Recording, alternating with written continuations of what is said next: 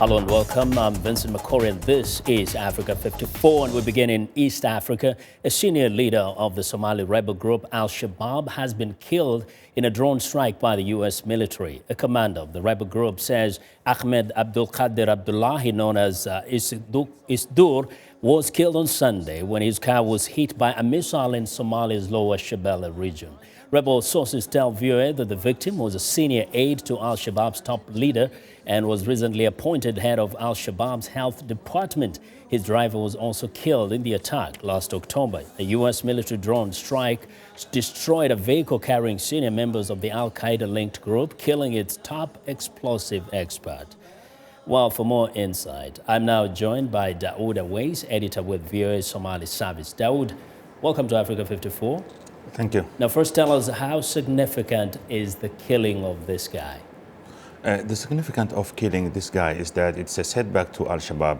It has been losing towns and also losing some key members of the organization, as happened last year when suspected U.S. drones killed some of its experts in a place called Jilib in southern Somalia. And yesterday's killing was also another setback to al-Shabaab, because this guy was a very important element in the group of al-Shabaab. He was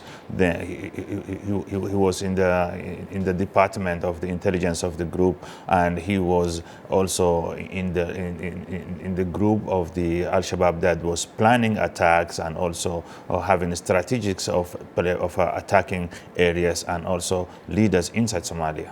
You know, it's interesting that it seems that the al-Shabaab has different departments that are headed by fellows like this one. What is known about whatever's left of al-Shabaab? How big, how widespread is it in Somalia?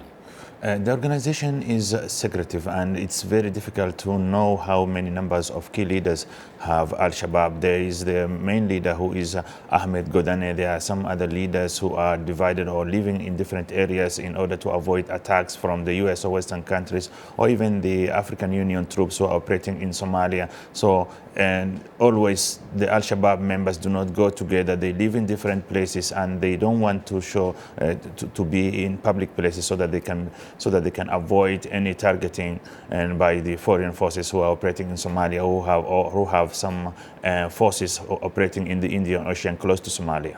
Now, this fellow was killed in the Lower Shabelle. Is that where they're concentrated, or are they in other areas of Somalia? That is the main place that they are concentrated, because that's where the leader of al-Shabaab, Ahmed Godane, is suspected to be living.